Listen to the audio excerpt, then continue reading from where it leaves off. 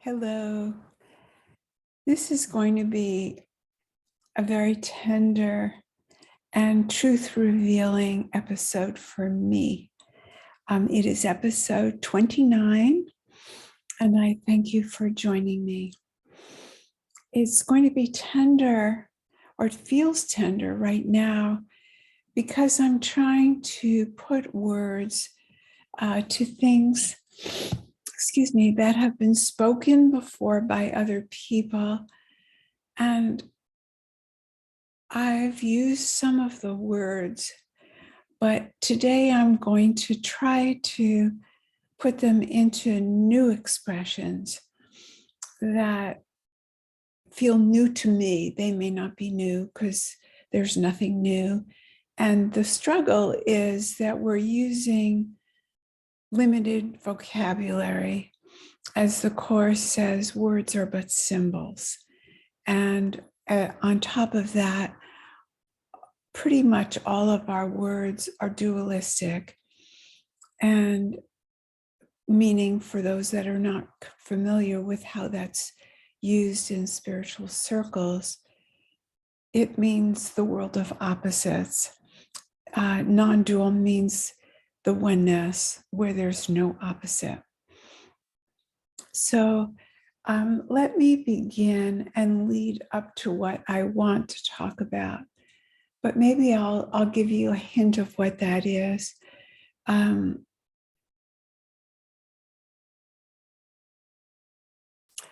What are we?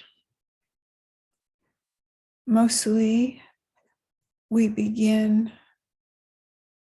by believing we're skin and bones bodies made up essentially of our feelings, our thoughts, our behaviors, our experiences.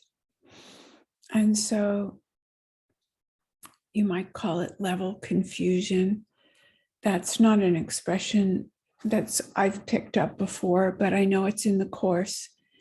And in a way, it is level confusion, but there's a way that the Course, in its genius, uses us to trick us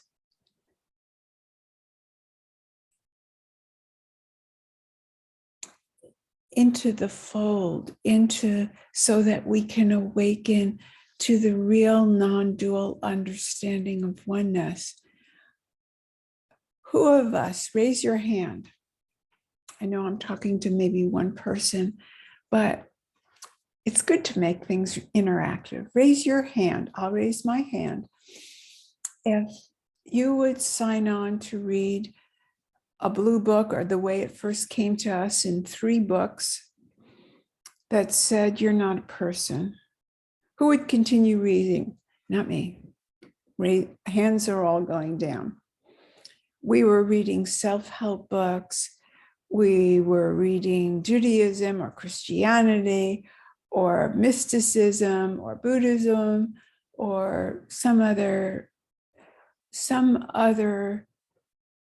tradition, if we had been bitten as a seeker. So it doesn't matter if you're a Hindu or Muslim. I spoke from a Western Caucasian Jewish point of view, but my examples are not important.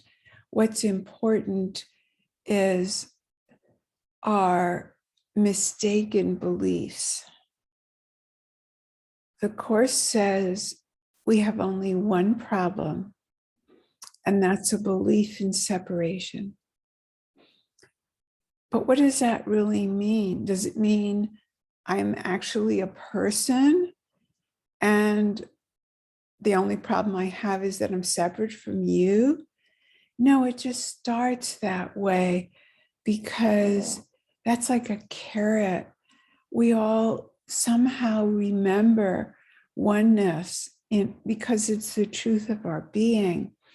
And so we will read a book that promises that the pain and suffering of a distorted mind and a belief in separation will lead us not only to community, but to connection with our source.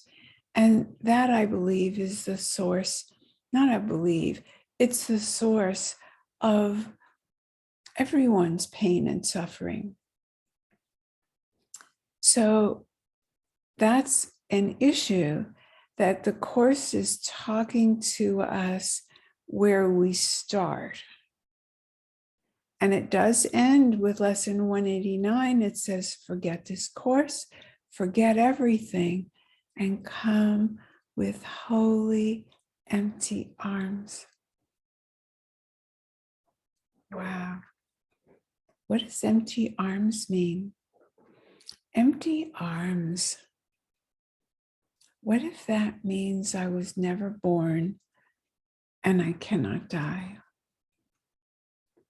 I don't think the Course could say it any better, although it will in 100 different ways say it better.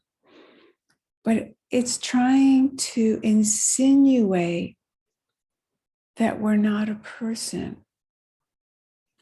But we get confused. We don't know how to understand that. We don't want to be a robot. And we know we're a feeling, intuitive being, that we know we're alive, but we can still be alive. We can still have feelings that are intimate.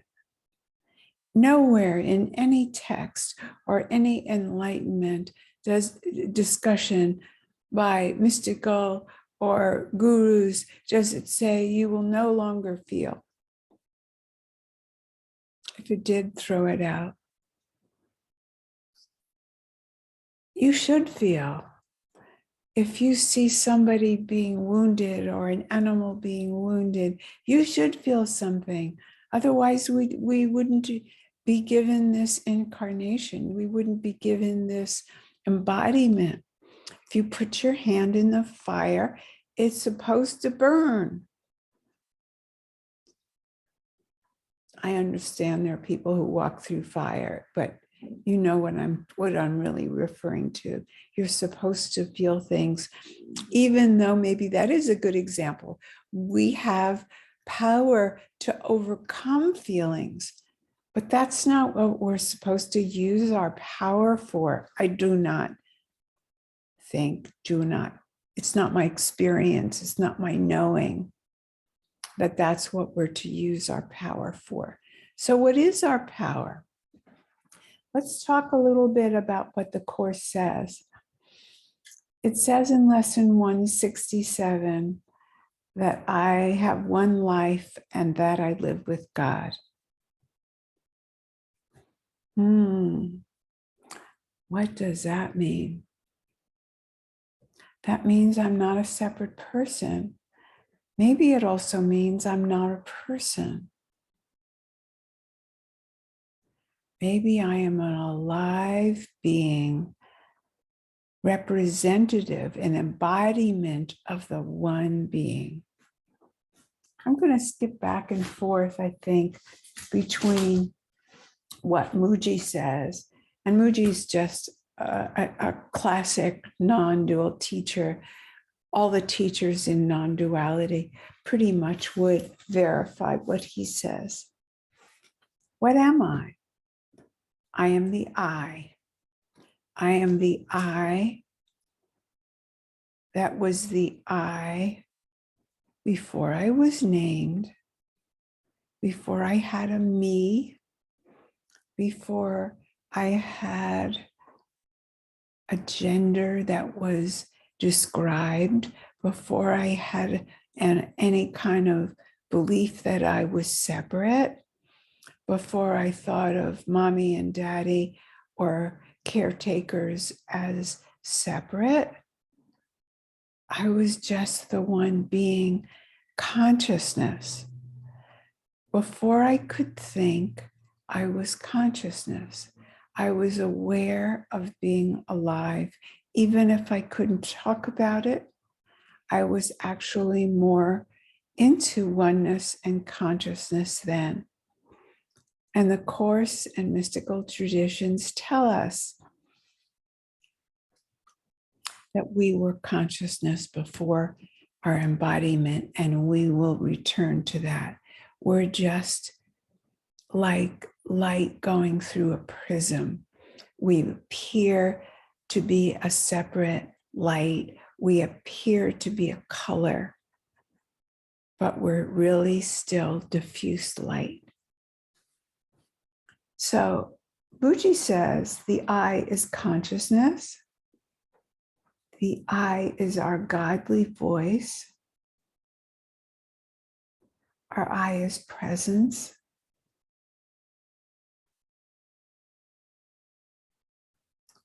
The I is the self-knowing, self with a capital S, K with a capital knowing.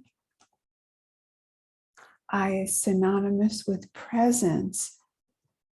So it is your intuitive self-knowing.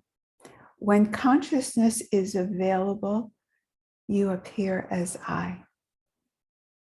When consciousness is not available, you appear as the absolute. When consciousness is available, you are still the absolute, but you are appearing through the I as the witness of the play. So what are we? What we are, we know so far, is intimate, and our body is what we experience. Our body is the car. So if we were in a car that had poor shocks, it would feel like a bumpy ride. If we had a fancy car, we would feel like our ride was smooth. And that's the way it is. If our body is comfortable, we have an enjoyable ride. If it has sensations that are in some way ouchy, then that we're having an ouchy ride. But that doesn't mean we are the car or the body that is giving us that experience. So we are what doesn't change.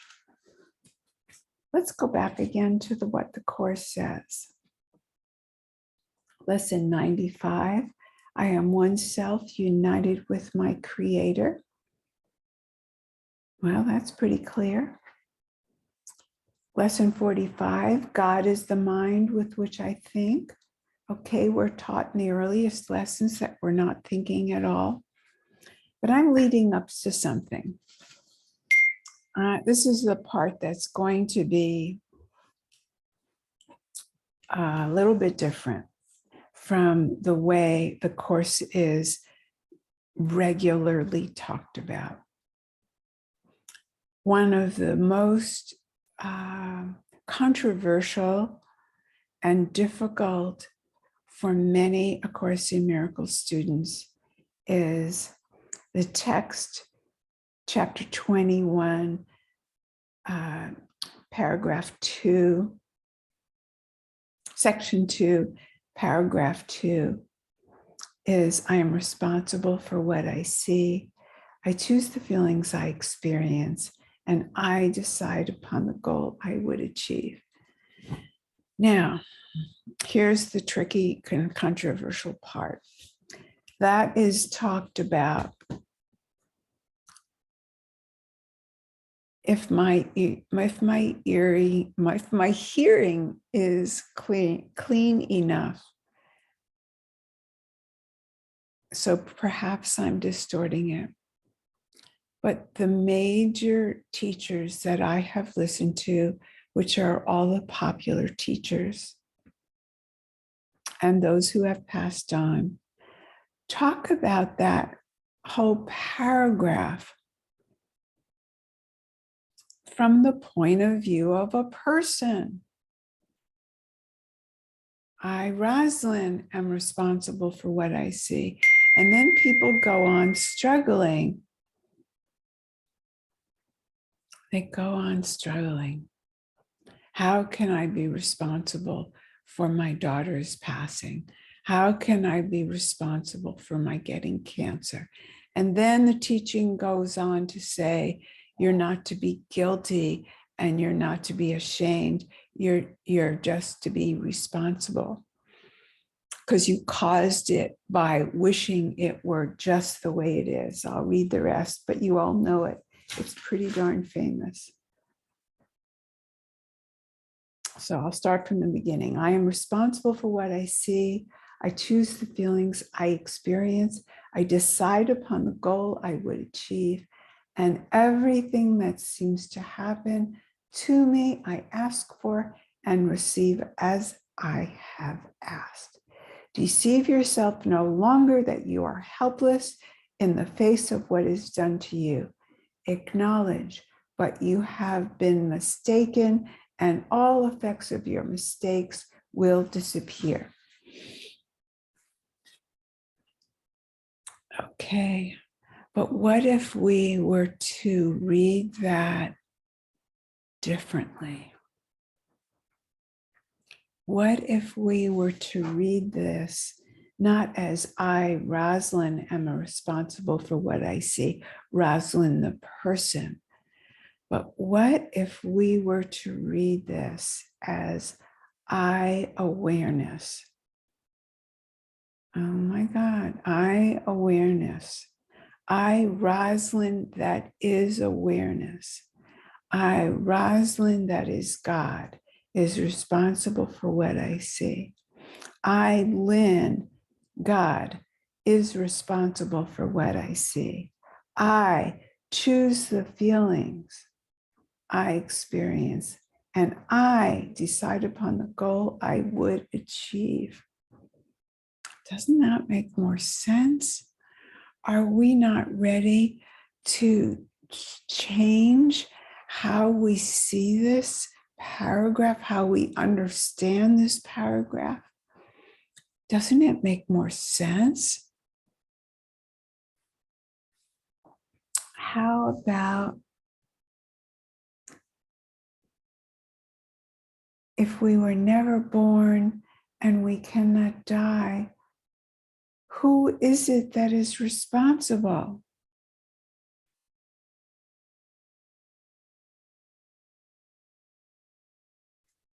What about the script is written? What about everything is determined by who and by what? Who gets us into creating a God that's like a person? We need the Father when we start out. We need to believe that God is caring for a personal I. But if there is no personal I, let's start translating I, the ultimate. I, Rosalind, the ultimate. It's not egotistical. It's actually humbling. It's like the Marianne Williamson quote that actually began over in Africa, I believe.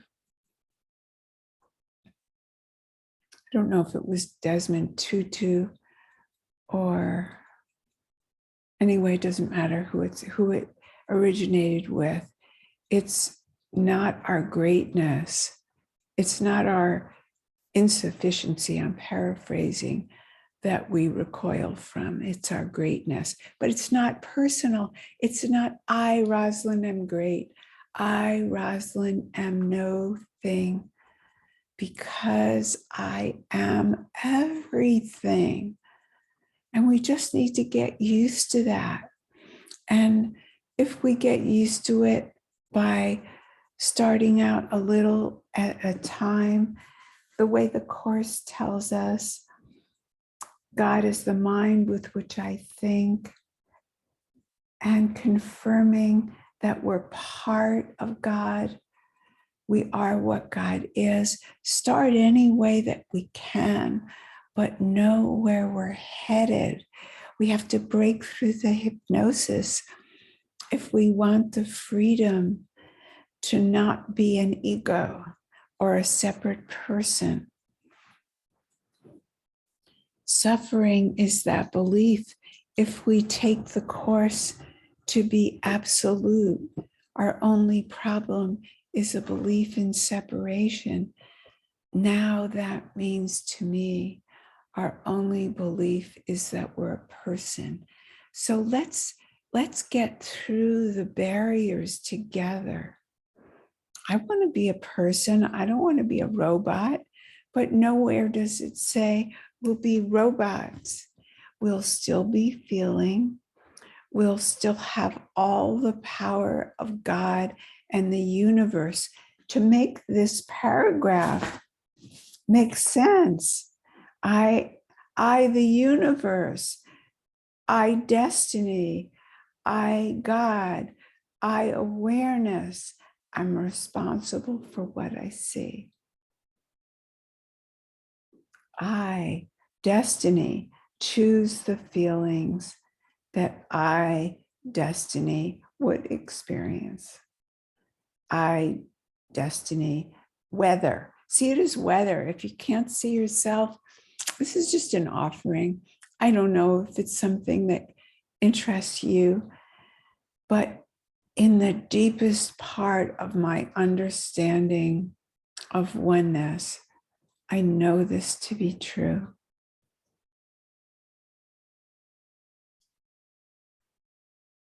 Everything that seems to happen to me, you could say it as I asked for, as destiny. Or you can say everything that happened to me is part of the weather. It's not personal. What if it wasn't personal? What if God, awareness, the drama script writer, the director of the play, whatever produces the weather is responsible for the whole weather? It's not about this person's house is going to be burned down because they are being paid back for some karma or some whatever. You can see it that way if you choose. But to me, it makes sense to see it as the whole play. The scriptwriter doesn't think only of one person. They have the entire cast, the entire universe in mind. And it all plays out for the good of the whole, not the good of a person. I know it's wonderful that the way the Course says that everything has been written for our good. What could we not accept if we knew that? And that's important for where we were then. And it's important to keep saying that for the people we're being brought on board. We have to give them a lifeline. We needed a lifeline. Nobody would sign on for an impersonal self, but I tell you, that's where the bliss is. My partner and good friend, Dov Fishman, said last night that he feels bliss when he has no thoughts. Yes, we are not a person when we have no thoughts. That's where the goodies are. We're going to keep thinking, and we need to think to be part of the drama. But we don't need to believe our thoughts. Thoughts come and go, feelings come and go. Let's not give them a landing place. The landing place is a separate person. The landing place is the ego. The landing place is the personality. If we're the impersonal self, They just land and bounce in a few seconds or immediately or in a minute or two. It doesn't matter. It doesn't matter how long they stick. A week or so ago, I had a lot of sticky experiences. Instead of staying in the flow as I usually do, I got stuck by mistakes, and I've spoken about that here and other places. That didn't mean that my awakening was any less. It meant, I don't know what it meant, but it seems to have been very useful for other people. And that's what I mean, in the sense that I could speak of it and folks really related, and I could talk about it in meditation as welcoming and welcoming what it is, and give examples in each of my classes what it was like to welcome. And if you look at the episode right before this, I believe it's episode 28, I give an example of that. And what I would add here now, no matter what your thoughts are, if you are trying to get rid of pain, if you are trying to get rid of even what I said about being impersonal, welcome that. Allow that. Allow yourself to be a person, because you are still truth. You are still the I before you were given a name. No matter how you hold yourself, you are still what God is. So bless you. I love you. And let these thoughts marinate inside you. And if they go against some teaching, bless them and send them on their way. Maybe they're for you another time, and maybe they're not for you. And I thank you for your open heart and listening today. See you again soon. Bye-bye.